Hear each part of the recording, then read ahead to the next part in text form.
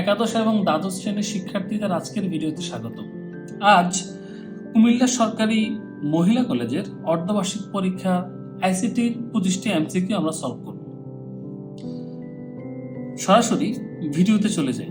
তোমাদের সাথে আছে আমি সুমন স্যার, আইসিটি টাইমসের পক্ষ থেকে। প্রথম প্রশ্নে বলা হচ্ছে, নিচের কোনটি সঠিক ইউআরএল? এখানের কোন ইউআরএলটি সঠিক আমরা সেটা এখন চেক করব। অপশন ক তে যদি দেখি, অপশন ক তে কমের পূর্বে হাইফেন দেয়া আছে, এখানে ডট থাকার কথা, তাই অপশন ক ভুল। অপশন খ তেও সেম, কমের পূর্বে আন্ডারস্কোর দেয়া আছে, তাই অপশন খ ভুল। অপশন গ ঠিক আছে, কারণ এখানে ওয়ার্ল্ড ওয়াইড ওয়েবের পর ডট দিয়ে ডোমেন নেম, দেন ডট দিয়ে ডোমেনের নেচার দেয়া আছে, স্ল্যাশ দিয়ে তার পাথ দেয়া আছে। এক্ষেত্রে ফরম্যাট অনুযায়ী অপশন গ সঠিক। অপশন ঘতে কমের পূর্বে কমা দেয়া আছে, তাই অপশন ঘ ভুল। তাহলে সঠিক উত্তর হচ্ছে অপশন গ। 2 নম্বর প্রশ্নে বলা হচ্ছে, টিআর ট্যাগ হলো ক, অপশন ভুল। টিআর বলতে বোঝায় টেবিল রো, তাহলে অপশন ক ভুল এবং অপশন খ ভুল, কারণ বলা আছে ট্যাব রো। গতে বলা আছে টেবিল রিপিট, টেবিল রিপিট বলে কোনো ট্যাগ নাই। অপশন হচ্ছে সঠিক উত্তর হচ্ছে ঘ, টেবিল রো। তাহলে টিআর সমান হলো টেবিল রো। নিচের উদ্দীপকটি পড়ো এবং 3 থেকে 5 নং প্রশ্নের উত্তর দাও। এখানে একটি উদ্দীপক দেয়া আছে, চ্যাপ্টার 5 থেকে কোশ্চেনটি আসছে। প্রশ্নটা একটু পড়ে নেই আগে। বলা হচ্ছে n এর মান হতে পারে না। এখানে nটা কি? এই n হচ্ছে একটি চলক এবং i n সাম, এখানে 3টি চলক রয়েছে বা 3টি ভেরিয়েবল রয়েছে। তার পূর্বে লেখা আছে int, এখানে int হচ্ছে ডাটা টাইপ। তাহলে n নামক চলকের ডাটা টাইপ হচ্ছে int, অর্থাৎ n চলক পূর্ণ সংখ্যা ধারণ করবে। তাহলে n এর মান হতে পারে না। এখানে 4টা অপশন দেয়া আছে, তার মধ্যে n এর মান হতে পারে না খ, গ এবং ঘ। এই 3টি হতে পারে না, এটি হতে পারে। কিন্তু বলা হচ্ছে কোনটি হতে পারে না, তাহলে হতে পারে না একটি অ্যান্সার হওয়ার কথা ছিল, কিন্তু এখানে সঠিক উত্তর আছে 3টি, ভুল উত্তর আছে একটি। তাহলে এখন দেখব যে n এর মান কেন খ, গ এবং ঘ হতে পারবে না। যেহেতু এখানে শুধুমাত্র int বলা আছে, আনসাইন্ড int বলা নাই, তাহলে এই int মেমোরিতে জায়গা দখল করবে 2 বাইট।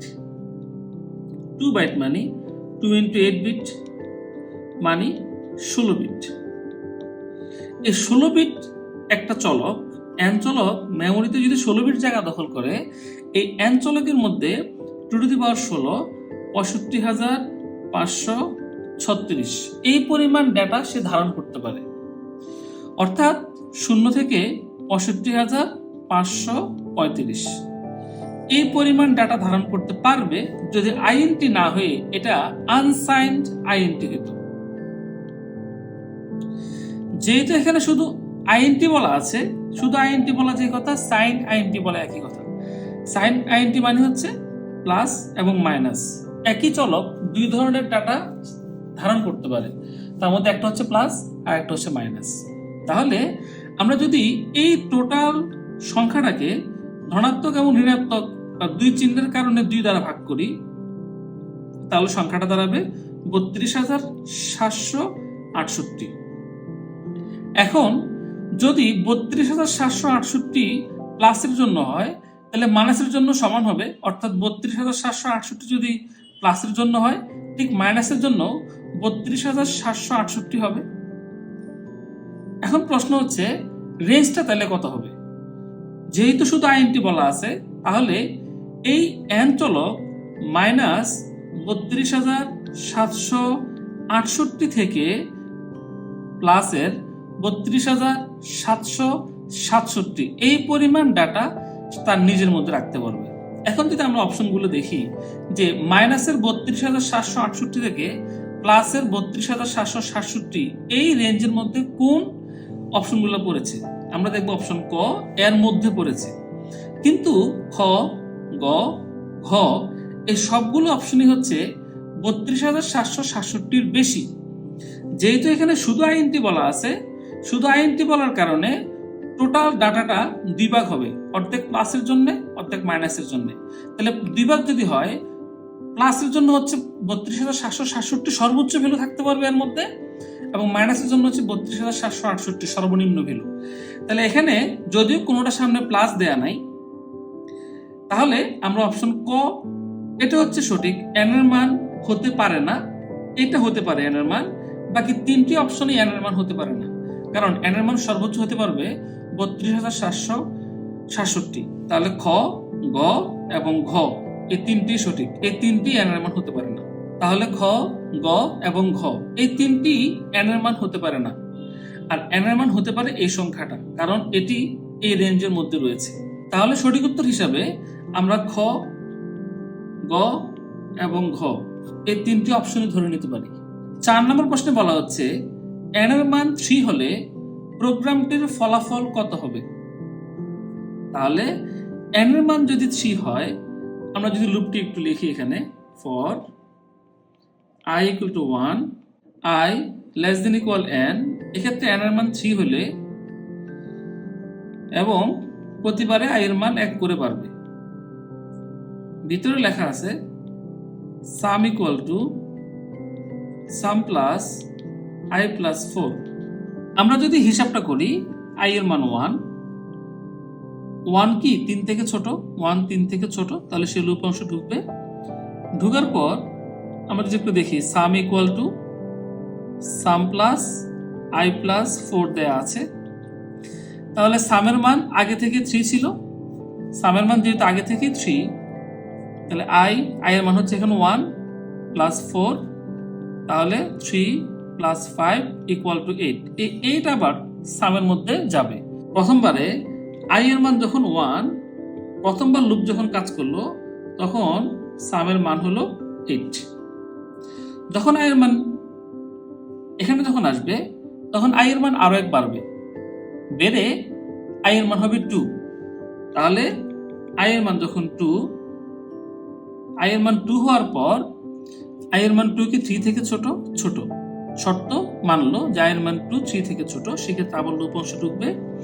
ঢুকার পর সাম equal to some plus I plus 4 এই অংশটুকুর কাজ আবার হবে। এক্ষেত্রে সামের মান 8, আই এর মান হচ্ছে 2 আর আছে 4, তাহলে মানটি হচ্ছে 14। তাহলে যখন আই ইকুয়াল টু 2, তখন সামের মান দাঁড়ালো 14।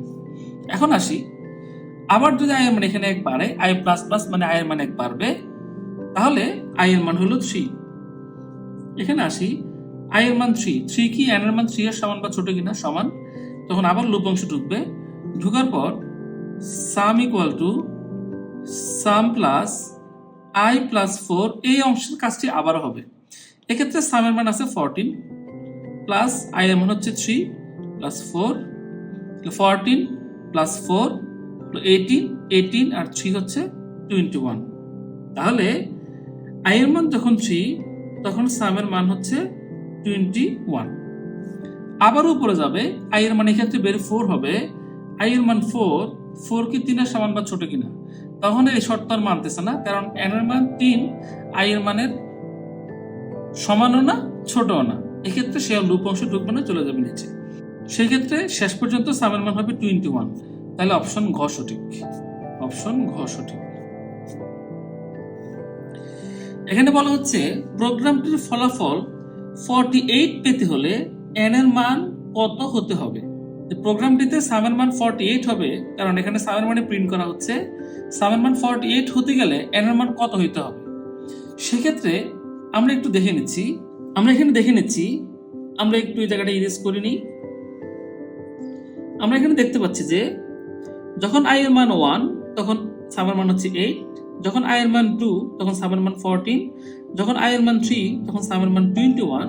এক্ষেত্রে মান বাড়লো হচ্ছে 6, এবং 14 থেকে 21 এক্ষেত্রে মান বাড়লো হচ্ছে 7। তাহলে পরের ক্ষেত্রে মান বাড়বে হচ্ছে 8। তাহলে আই ইকুয়াল টু যখন 4 হবে, তখন সাম 21 এর সাথে যদি আমার 8 যোগ হয়, সেটা হবে 29। তারপর আই ইকুয়াল টু যখন 5 হবে, তখন সামের সাথে যুক্ত হবে, মানে 29 এর সাথে যুক্ত হবে 9। তাহলে 29 এর সাথে যদি 9 যোগ হয়, সেটা হবে 38। যদি i = 6 হয় তাহলে সামের মান এই 38 এর সাথে যখন আবারও 1 করে বেড়ে 10 যুক্ত হবে তখন সেটা হবে 48। তাহলে i = যখন 6 তখনই টোটাল সামের মান হবে 48। তাহলে সঠিক উত্তর হচ্ছে গ, i = যখন 6 তখনই সামের মান হবে 48। 6 নম্বর প্রশ্নে বলা হচ্ছে প্রতীকটি কি কাজে ব্যবহার করা হয়? এই প্রতীকটি আয়তক্ষেত্রটি প্রক্রিয়াকরণ বোঝাতে ব্যবহার করা হয়। তাহলে সঠিক উত্তর হচ্ছে ঘ। 7 নম্বর প্রশ্নে বলা হচ্ছে অনুবাদক প্রোগ্রাম হলো, 3টি অপশন আছে এখানে, অ্যাসেম্বলার, ইন্টারপ্রেটার, কম্পাইলার। সঠিক উত্তর হচ্ছে ঘ। ইন্টারপ্রেটার এবং কম্পাইলার হচ্ছে হাই লেভেল ল্যাঙ্গুয়েজগুলোর অনুবাদক প্রোগ্রাম বা সফটওয়্যার, আর অ্যাসেম্বলার হচ্ছে লো লেভেল ল্যাঙ্গুয়েজের সেকেন্ড জেনারেশনের অ্যাসেম্বলি ভাষার অনুবাদক। তাহলে এখানে তিনটি অনুবাদক প্রোগ্রাম, তাহলে সঠিক অপশন হচ্ছে ঘ। 8 নম্বর প্রশ্নে বলা হচ্ছে ফন্ট ট্যাগে ব্যবহৃত হয়। এখানে যে 3টি অ্যাট্রিবিউট রয়েছে এই 3টি অ্যাট্রিবিউটই ফন্ট ট্যাগের অ্যাট্রিবিউট। ফন্ট ট্যাগের অ্যাট্রিবিউট আছে 3টি এবং 3টি এখানে আছে কালার, ফেস, সাইজ। ফন্টের কালার চেঞ্জ করার জন্য কালার অ্যাট্রিবিউট ইউজ করা হয়, ফন্টের সাইজ বাড়ানো বা কমানোর জন্য সাইজ অ্যাট্রিবিউট ইউজ করা হয়, এবং ফেস হচ্ছে ফন্টের নাম নির্ধারণ করার জন্য। তাহলে সঠিক উত্তর হচ্ছে এখানে ঘ, 1, 2 ও 3। 9 নম্বর প্রশ্নে বলা হচ্ছে আইপি ভার্সন 6 কত বিটের কোড? আমরা যে আইপি গুলো দেখি এই আইপি গুলো ডেসিমেলে থাকে এবং সেগুলোর জন্য মেমোরি লেভেলে বিট ব্যবহার করা হয়। আইপি ভার্সন 6 এর প্রত্যেকটা আইপি অ্যাড্রেস 128 বিটের হয়। তাহলে সঠিক উত্তর হচ্ছে ঘ, 128। 10 নম্বর প্রশ্ন চ্যাপ্টার 5 থেকে আসছে, বলছে পাওয়ার ফাংশন ব্যবহার করতে হলে কোন লাইব্রেরি ব্যবহার করতে হবে? এই পাওয়ার ফাংশনটি ব্যবহার করা হয় কোনো কিছুর পাওয়ার নির্ণয় করার ক্ষেত্রে, যেমন 2⁶ মানে কত, এরকম পাওয়ার বের করার ক্ষেত্রে পাওয়ার ফাংশনটি ব্যবহার করা হয় এবং এটি হচ্ছে math.h হেডার ফাইলের একটি ফাংশন। তাহলে math.h হচ্ছে পাওয়ার ফাংশনের লাইব্রেরি। অনুচ্ছেদটি পড়ো এবং 11 ও 12 নং প্রশ্নের উত্তর দাও। এখানে লুপটি দেখতে পাচ্ছি যে i এর মান 12 দিয়ে শুরু, তাহলে i এর মান 12, তারপর i এর মান 2 করে কমবে, যদি কমে তাহলে i এর মান হবে 10, i এর মান হবে 8, i এর মান হবে 6, i এর মান হবে 4। i এর মান আর কমবে না কারণ i এর মানটা 3 থেকে সমান, 3 এর সমান বা 3 থেকে বড় হবে। তাহলে যদি আমরা i এর মানটা আরো 2 কমাই তাহলে 2 হচ্ছে, এটা হচ্ছে হবে না কারণ হচ্ছে শর্ত দেয়া আছে i এর মান হবে 3 এর সমান বা তার বড়। সমান তো হচ্ছে না, তাহলে i এর মান তার বড় 4 পর্যন্ত হবে। এখানে বলা হচ্ছে ইফ i = 6, i এর মান যদি 6 এর সমান হয় তাহলে কন্টিনিউ কাজ করবে, তখন কন্টিনিউ অংশ কাজ করবে। যখন কন্টিনিউ অংশ কাজ করবে তখন আর নিচে না গিয়ে সে এখানে চলে যাবে, অর্থাৎ i এর মান কমানোর জন্য চলে যাবে। সেক্ষেত্রে i এর মান কতবার প্রিন্ট হবে? তাহলে বুঝলাম যখন i এর মান 6 হবে শুধু সেক্ষেত্রে আই লাভ বাংলাদেশ প্রিন্ট হবে না, বাকি 12 থেকে শুরু করে 4 পর্যন্ত সবগুলো মানের জন্য বাংলাদেশ প্রিন্ট হবে। তাহলে i এর মান 12 এর জন্য প্রিন্ট হবে, 10 এর জন্য হবে, 8 এর জন্য হবে, শুধু 6 এর জন্য হবে না, 4 এর জন্য হবে। তাহলে সঠিক উত্তর হচ্ছে 4, অপশন ক সঠিক, যে উদ্দীপকের প্রোগ্রামটি রান করলে 4 বার আই লাভ বাংলাদেশ ছাপাবে। যদি এখানে কন্টিনিউর জায়গায় ব্রেক কাজ করে তাহলে প্রোগ্রামটি ব্রেক হয়ে যাবে এবং এই ব্রেক যেহেতু আছে ইফ এর আন্ডারে, যখন i এর মান 6 হবে তখন আর এই লুপটি কাজ করবে না, 6 হওয়ার সাথে সাথে সেটা ব্রেক হয়ে যাবে এবং আই লাভ বাংলাদেশের প্রিন্ট হবে না। তাহলে প্রিন্ট হবে কার কার জন্য? আমরা এখানে দেখতে পাচ্ছি যখন 6 হবে, এখানে যখন 6 হবে তখন ব্রেক কাজ করবে, কন্টিনিউয়ার জায়গায় যদি আমরা ব্রেক ইউজ করি সেক্ষেত্রে 6 এর পরেই বা 6 যখন হবে তখনই আর আই লাভ বাংলাদেশ ছাপাবে না। তাহলে 6 হওয়ার আগ পর্যন্ত অর্থাৎ 12, 10 এবং 8 এর জন্য আই লাভ বাংলাদেশ প্রিন্ট করবে। তাহলে এখানে সঠিক উত্তর হবে 3, যে যদি কন্টিনিউয়ার জায়গায় ব্রেক ইউজ করা হয় তাহলে আই লাভ বাংলাদেশ 3 বার ছাপাবে। সঠিক উত্তর ক। 13 নম্বর প্রশ্নে বলা হচ্ছে নিচের কোনটিকে চলক হিসাবে ব্যবহার করা যাবে? আমরা যদি 4টা অপশনে দেখি, 3টে অপশনে দেখতে পাচ্ছি লেখা আছে ডো, অপশন খ তে ডো লেখা আছে, অপশন গ তে লেখা আছে ফর এবং অপশন ঘ তে লেখা আছে কার। এই ডো, ফর এবং কার এই 3টি হচ্ছে সি ভাষার কিওয়ার্ড।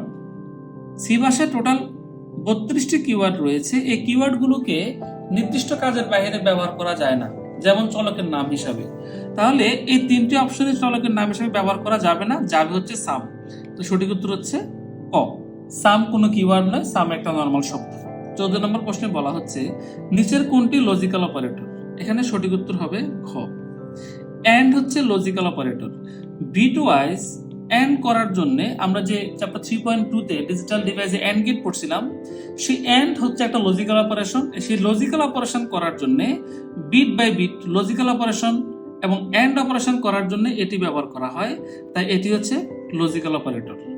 15 নম্বর প্রশ্নে বলা হচ্ছে সিদ্ধান্ত নিতে প্রবাহ চিত্রে কোন প্রতীক ব্যবহার করা হয়? সঠিক উত্তর হবে খ, সিদ্ধান্ত নিতে প্রবাহ চিত্রে এই ডায়মন্ড শেপটি ব্যবহার করা হয়, অথবা আমরা যেটাকে রম্বস বলে থাকি। তাহলে সঠিক উত্তর হচ্ছে খ। 16 নম্বর প্রশ্নটি এসছে HTML এর হেডিং ট্যাগ থেকে। বলা হচ্ছে হেডিং ট্যাগ কয়টি? আমরা জানি HTML এ টোটাল 6টি সাইজের 6টি হেডিং ট্যাগ রয়েছে, তাহলে সঠিক উত্তর হবে 6। 17 নম্বর প্রশ্নে বলা হচ্ছে নিচের কোনটি এমটি ট্যাগ? HTML এ প্রায় 17টি এমটি ট্যাগ রয়েছে, তার মধ্যে ইমেজ হচ্ছে একটি। ইমেজ একটি এমটি ট্যাগ যার ওপেনিং ট্যাগ আছে কিন্তু ক্লোজিং ট্যাগ নাই, তাহলে সঠিক উত্তর হচ্ছে ঘ। 18 নম্বর প্রশ্নে বলা হচ্ছে ওয়েব হোস্টিং করে কোথায় রাখা হয়? ওয়েব হোস্টিং করার সময় ডেভেলপারের কম্পিউটার থেকে ওয়েবসাইটটিকে আপলোড করে সার্ভারে রাখা হয়, তাহলে সঠিক উত্তর হচ্ছে ক, সার্ভার। 19 নম্বর প্রশ্নে বলা হচ্ছে ওয়েবসাইট হোস্টিং করে কোথায় রাখা হয়? প্রশ্নটি আগের প্রশ্নটি রয়ে গেছে, কিন্তু অপশন সেরকম কোনো কিছু নাই। মূলত এই প্রশ্নটি হবে যে HTML বা ওয়েব ফাইলের ফাইল নেম এক্সটেনশন কি, এই প্রশ্নটি হবে। আমি অপশন দেখে বলতেছি। তাহলে ফাইল নেম এক্সটেনশন হবে HTML এবং STM, তাহলে সঠিক উত্তর হচ্ছে ক, 1 ও 2। 20 নম্বর প্রশ্নে বলা হচ্ছে একটি ওয়েবসাইটের কয়টি অংশ থাকে? সাধারণত একটি ওয়েবসাইটের 5 থেকে 6টি অংশ থাকে। যেমন 1 নম্বর হচ্ছে হেডার, একটি ওয়েবসাইটের হেডার থাকে। 2 নম্বর হচ্ছে নেভিগেশন মেনু।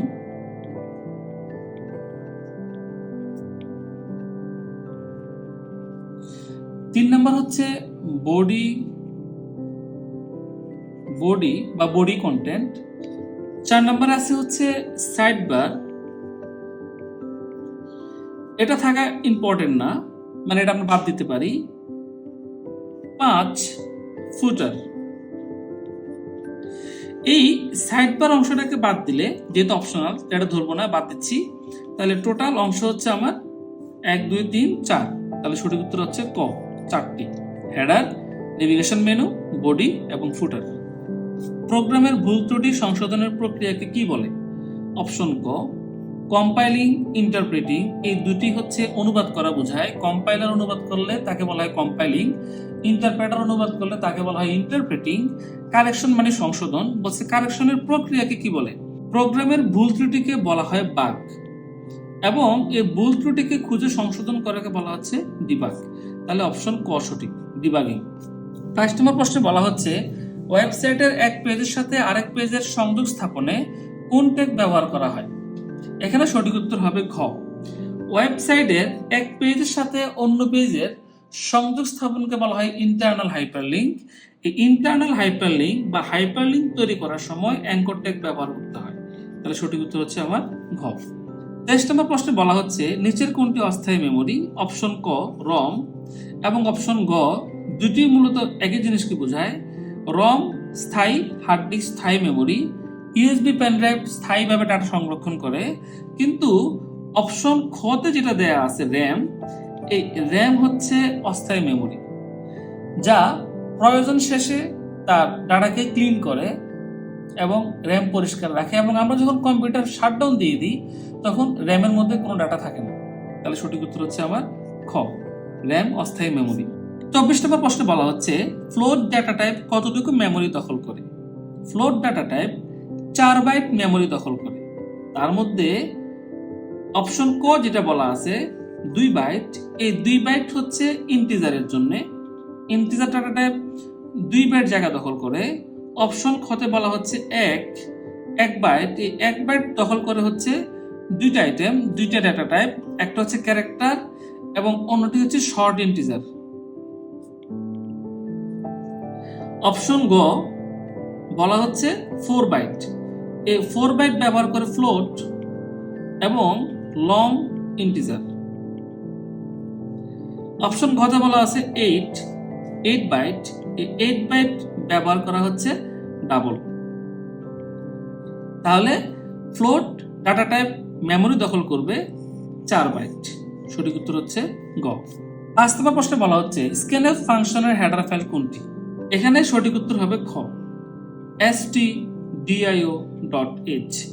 এই হেডার ফাইল বা লাইব্রেরি ফাইলের আন্ডারে অনেকগুলো ফাংশন রয়েছে, তার মধ্যে একটি ফাংশন হচ্ছে স্ক্যানএফ। স্ক্যানএফ একটি ইনপুট ফাংশন। এই ছিল 25টি প্রশ্নের সমাধান। ইনশাআল্লাহ নেক্সট কোনো কলেজের প্রশ্ন সলিউশন নিয়ে আবার আসবো ভিডিওতে। আসসালামু আলাইকুম।